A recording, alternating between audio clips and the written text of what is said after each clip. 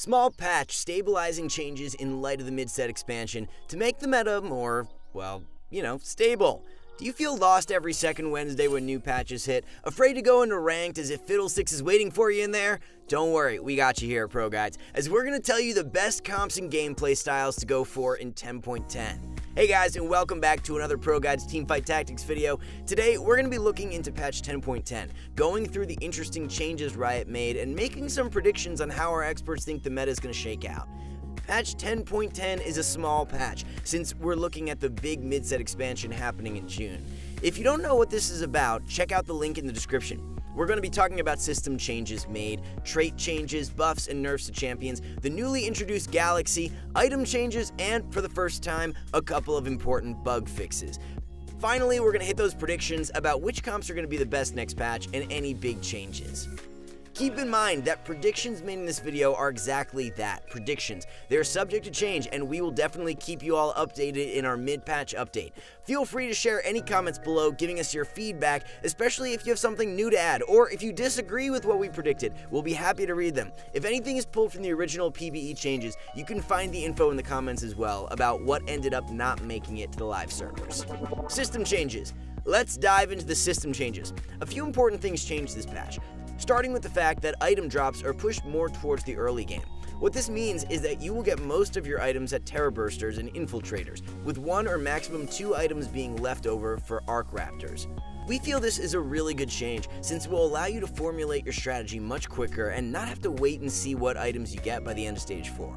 Next, everyone's least favorite galaxy, Super Dense, is changed to getting your Force of Nature at the start of Stage 3. This way, aggressive leveling is not the only way to play Galaxy, and at the same time, you won't take extreme amounts of damage early, having more time to build your team before the FON kicks on. This is a really welcome change, making Super Dense Galaxy a much more painless occurrence for us. Random full item carousels will occur much less. Be mindful that this means random full items. The carousels where it's the best items of the game, like IE, Morello, etc., or the carousels where it's the underappreciated items showing up, like Zeke's, Shroud, Frozen Heart, etc., will not be affected. This change is especially stronger for early carousels, where the chance of random full item carousels is reduced even further. That's it for the important system changes. They are all quite welcome, and we think they hit on some rather painful aspects of playing the game right now, so get into the arena and rank up. Trait changes. Let's start with the good news first. The buffs. There generally weren't many changes to traits this patch, just balancing things out a little. Space Pirates got a 5% extra chance to get an item at their 4-piece comp. Rebels get a 3% increase to their damage at 6-piece and 5% increase at 9-piece. The Rebel change is especially interesting, and we will talk about it further in the predictions section of the video. As far as nerfs go, again, not too many, with Mech Pilot getting a nerf to its AD where the formula changed. Instead of an additive 100% of Pilot's AD, it now has a base AD of 80 plus 45% of the additive Pilot's AD. Infiltrators now always jump, regardless of targets being in their attack range. It might not exactly be a nerf, but we think it leans more toward it because it nerfs things like Echo being put in the front line to ult faster. Mech is still strong, so it continues being nerfed, but without Kai'Sa nerfs, it should still be a strong comp. And that's it for the trait balance changes. Champion buffs and nerfs. Moving on to the champion changes. Surprise, surprise, Hyper Roll comp champions are getting nerfed. The aim of the nerfs are not to kill the comps, so they're not too severe, and both Poppy, Sorcerer, and Xayah comps should be fine. Let's look at those dreaded 1-cost champions first then. 1 costs. Poppy's 2 and 3-star form got nerfed doubly, with her spell damage and subsequent shield both getting nerfs to their power. Xayah got the Lucian treatment, a 5 AD nerf, which translates to 9 less AD at 2-star and 18 less AD at 3-star. Twisted Fate's 3-star form gets a decently sized nerf of 100 damage to his ultimate. Zig's nerf in 10.7 is reverted, and he's back at 40 mana, making the Archangel Rebel Ziggs start a thing again. 2 costs. Yasuo is the only 2-cost champion getting a buff, seeing an increase to his HP and a decrease in his mana requirement, making Yasuo a bit stronger after the debilitating nerf to his targeting paradigm in the previous patch. 3 costs. Karma gets a large buff to the attack speed she provides, pretty much making her a 4th item for your chosen carry. Syndra is getting some buffs to her damage at all levels, making her a bit stronger, but probably still second fiddle to Vel'Koz and Xerath, as well as CC units. 4 costs. Kayle gets a big nerf to her 3-star form since it was apparently overperforming hugely compared to other 3-star 4-cost champions.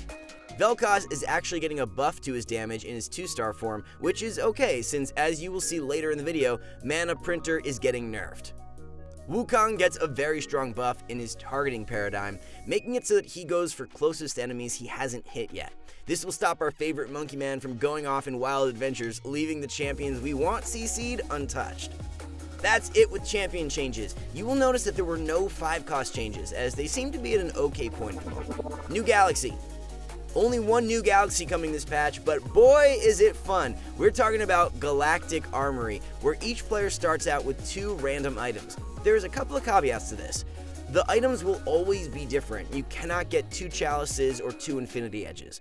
Every player gets the same items, so it's fair and balanced for everyone. This galaxy seems to be a fun addition to the game, where extra mind games go into knowing that your opponents have specific items and will probably go towards X build. Knowledge is power, so get creative with those items and you will prevail. Item changes. We had 4 item changes this patch. Let's go over them. Chalice of Harmony is getting nerfed. Thank you, Riot.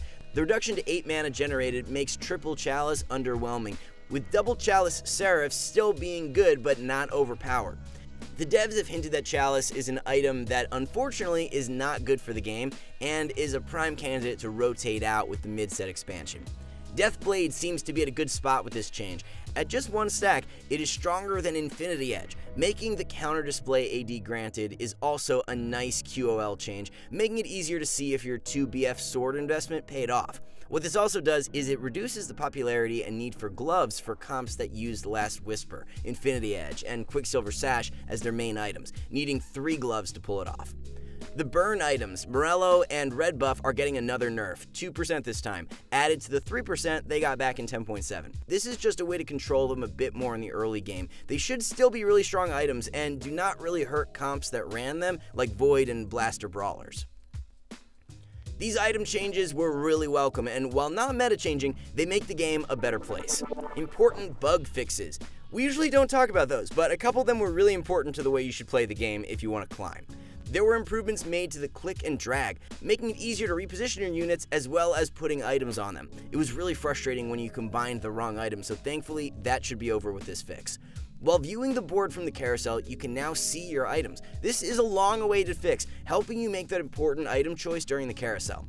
Finally, the frustrating bug we are sure many of you have encountered, where you arrived late at a starting carousel or even did not arrive at all and got straight to stage 1-1 with a random item, is fixed. Predictions. General gameplay predictions. Hyper roll comps will not go away, sorry folks, but they will go down in power, so they should feel a lot more beatable. Xayah early game especially is going to take a hit due to her AD nerf, but it should still be strong. The super dense galaxy change is going to alter the way we play that map, making the gameplay less aggressive and more focused on spiking at that 3-1 point when we get the FON. Other than that, the aggressive focus on early win streaking strategies should still be a part of the meta in 10.10. Champion predictions. The most impactful champion buff was Ziggs, and he should take center stage now, especially in the early game. 3-star Ziggs is a viable way to win streak for a while in the early game due to absence of mystics, if you can get a Seraphs on him. Don't be afraid to go for early tiers. The Malphite Ziggs Sona opener might be the best this patch. Comp predictions. Rebels should be the best comp this patch. The buff to their 6-piece and to their early game due to Ziggs and Yasuo buffs is a clear indicator. Since Rebels are looking so desirable, comps that beat Rebels should rise in popularity as well. Things like Cybernetics, Brawler Blasters should also be a bit more popular. Finally, it's not really a comp, but an item. Shroud of Stillness might now become a must build in lobbies full of Rebels, as it really slows them down. Rebels damage ramps up, it's not a burst. Slowing down that ramp might be the key to victory. Thanks for tuning in, everyone. Let us know which comp you think will dominate in 10.10. And if you want to get better at TFT, visit www.ProGuides.com, where you can find challenger coaches who will help you reach your dream rank. Good luck, everyone, with your TFT grind, and we'll see you in the next video.